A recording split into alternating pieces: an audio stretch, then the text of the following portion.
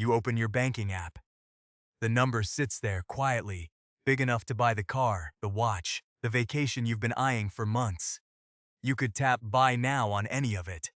Right now. Today. But you don't. You close the app instead. Your hand doesn't reach for the phone. That's a strange kind of freedom, isn't it? The freedom to buy almost anything, and the choice to buy almost nothing. This isn't about willpower. This isn't about being responsible. Something quieter is happening in your head every single time you decide not to spend money you clearly have. For decades, the story we were told about wealth was simple. Get rich, then live rich. Bigger house, faster car, better watch. The spending was supposed to be the reward. But somewhere along the way, a strange thing started happening. To the people who actually built real wealth, the ones with the balance sheets to prove it, not the ones playing the part on social media. They stopped buying things, not because they ran out of money, because they ran out of reasons. In 1996, researchers Thomas Stanley and William Danko published a study that shattered the popular image of the American millionaire. Their book, The Millionaire Next Door, surveyed thousands of high-net-worth households and found something almost nobody expected. Most millionaires did not drive luxury cars. Most did not live in mansions. Many drove used pickup trucks and stayed in the same modest house for 20 years. The wealthiest people in their sample were, on average, less flashy than people earning a fraction of their income. Stanley and Danko drew a sharp line between people who look rich and people who are rich. Those two groups, it turns out, barely overlap.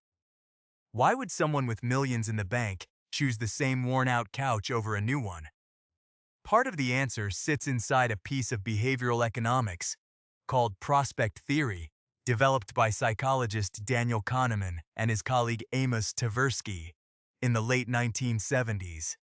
Kahneman later won the Nobel Prize in economics for this work in 2002. His research found that humans don't feel the pain of a financial loss and the pleasure of an equal financial gain the same way. A loss stings roughly twice as much as an equivalent gain feels good. People who accumulate serious wealth tend to absorb this asymmetry deep into how they think.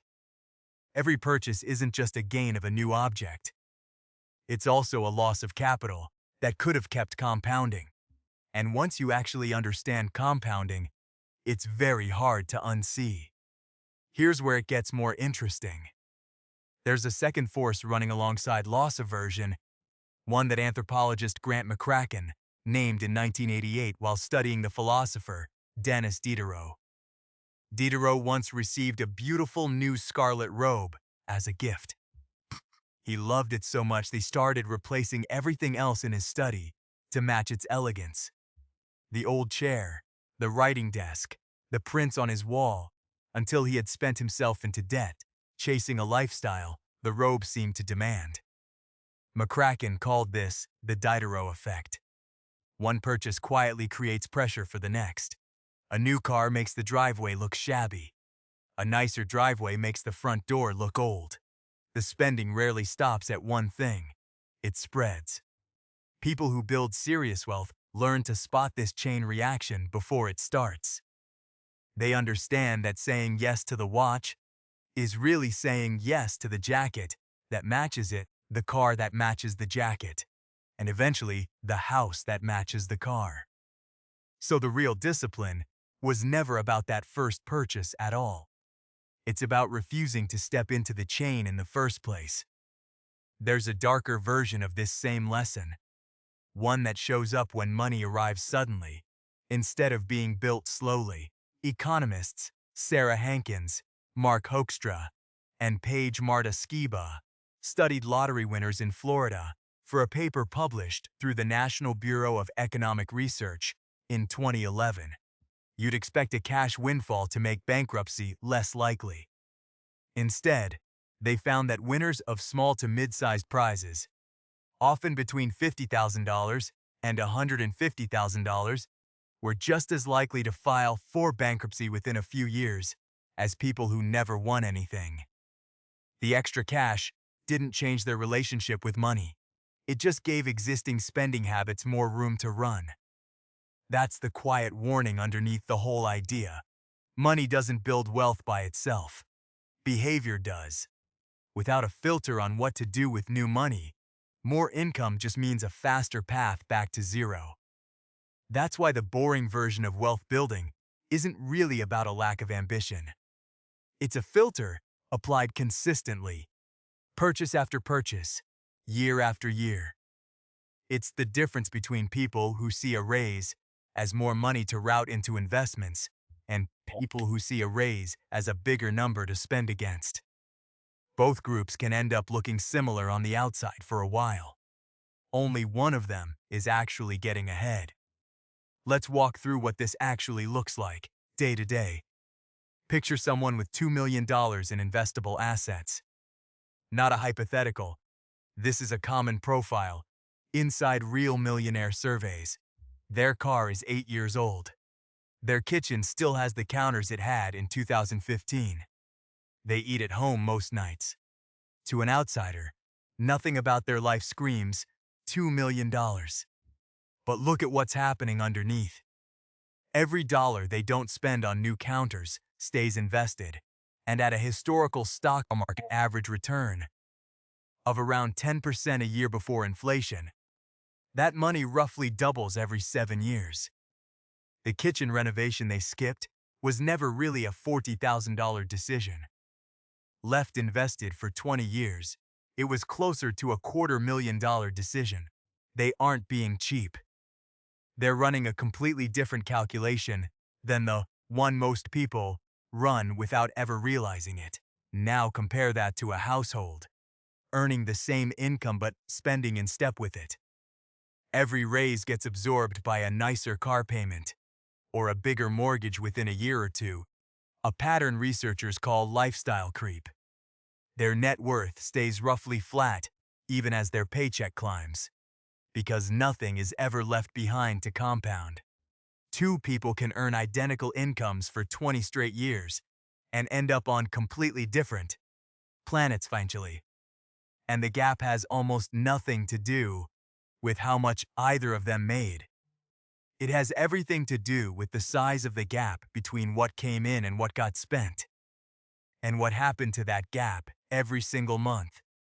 Warren Buffett is the clearest example of this pattern, just at an extreme scale. He has lived in the same house in Omaha since 1958, bought for $31,500. He's been photographed for decades eating at the same modest steakhouse, driving a car he only replaces every few years. His net worth is measured in the hundreds of billions. His daily spending decisions barely register against that scale. And that's precisely the point. What he mastered wasn't frugality as a personality trait. It was treating consumption as something entirely separate from identity. The purchase was never supposed to prove anything about who he was. Now here's the twist, the part that flips the whole assumption most people carry around about money. We assume the entire point of getting rich is finally being able to buy whatever you want. But the people who actually get there discover something a little uncomfortable. Wanting the thing usually fades faster than the money it takes to buy it.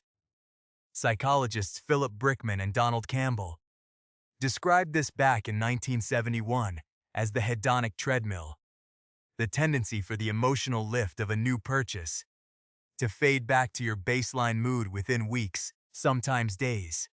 You chase the raise, you get the raise, you feel great for about a month, and then the new salary quietly becomes the new normal you're straining against. The treadmill doesn't stop because you're running faster. It stops when you finally step off and stop measuring your life by the next purchase at all. This is the mirror moment, the part that lands closest to home. Think about the last thing you bought that you were genuinely excited about. The phone, the shoes, the trip. How many days did that excitement actually last before it just became a thing you own? For most people, answering that question honestly is a little uncomfortable. It reveals how much of our spending is really an attempt to buy a feeling that was never for sale in the first place. None of this means spending is the enemy. The people who build real wealth still buy things, sometimes expensive things. The difference is what the purchase is actually doing. Is it buying you time back, a tool you'll use for years, an experience you'll genuinely remember? Or is it buying you 20 minutes of feeling like a different version of yourself, one who has already arrived somewhere you haven't actually gotten to yet? The second kind of purchase isn't wrong. It's just worth noticing for what it is, instead of mistaking it for progress. The people who look boring with their money aren't missing out on anything. They've simply stopped paying an emotional tax the rest of us keep paying, without noticing, the tax of chasing a feeling that expires long before the bill does. Every dollar they let sit and compound instead of spend isn't a sacrifice to them anymore. It's just what happens once the pull of the next purchase loses its grip on you. You open your banking app again. The number is still there. You could still buy any of it: the car, the watch, the vacation. Nothing about your bank balance has changed. What's changed is what that number means to you now. Not a permission slip to spend. A quiet form of leverage you get to keep, day after day, simply by choosing not to use it. That's the part worth actually sitting with. It was never that wealthy people can't buy things. It's that somewhere along the way, most of them stopped needing to prove that they could.